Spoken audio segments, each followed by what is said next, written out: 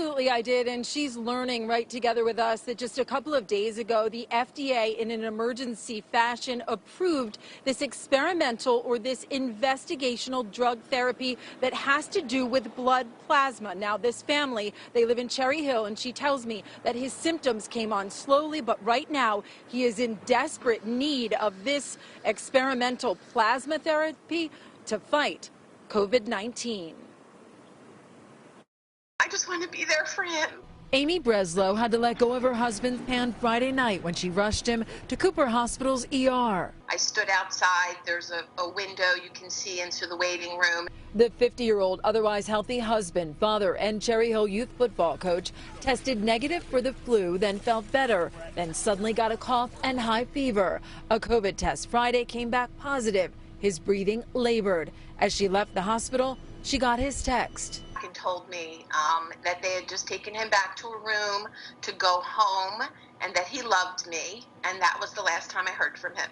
2 hours later, he was admitted to ICU. Doctors say Brett Breslow and others breathing by means of a ventilator could improve if someone who gets better from COVID-19 donates blood plasma. If you have tested positive for the coronavirus and you are now 14 days symptom-free, you can go to one of the centers. It's not like the Red Cross, for instance, where you might donate blood and that blood gets directly transfused into a patient. CEO and founder of B Positive Plasma in Cherry Hill told us plasma donations would go to designated labs. In the plasma are antibodies and different proteins, which are basically broken down to create a lot of different medications. That medicine, given by IV in past therapies, has helped with virus strains like H1N1 and SARS. You could provide them that immune boost that then kills off the virus. People who get better from COVID can make a direct donation to earmark which hospital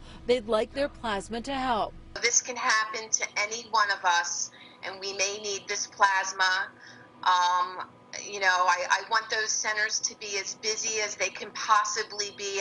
Breslow prays COVID-19 survivors will donate as soon as possible. He's in critical condition. He is still intubated and on a ventilator, and he is sedated. He had to start kidney dialysis yesterday. Her doctors have been blunt. This is a marathon and not a sprint. What does your husband mean to you? Everything, everything, everything. He's our world. He is our rock. He's been there for us through everything, for his whole family. Now, I am told that other patients here at Cooper Medical Center and other hospitals across the country could very well benefit from this, but being an experimental procedure, it is not likely covered by insurance. Breslow also tells me that there have been other drug cocktails that have happened here for her husband, including an antiviral and a malaria medication, also something called pronation, where they flip a patient, they put him on his belly to make sure that his lungs can get that needed oxygen. Now, we do have some very important information. If you would like to help and make a donation, we have that information on our website at NBC10.com. Live in Camden, outside Cooper Medical Center, I'm Cydney Long, NBC 10 News. A fascinating experimental treatment, and you certainly hope that it yields positive results for this family. Cydney, thank you.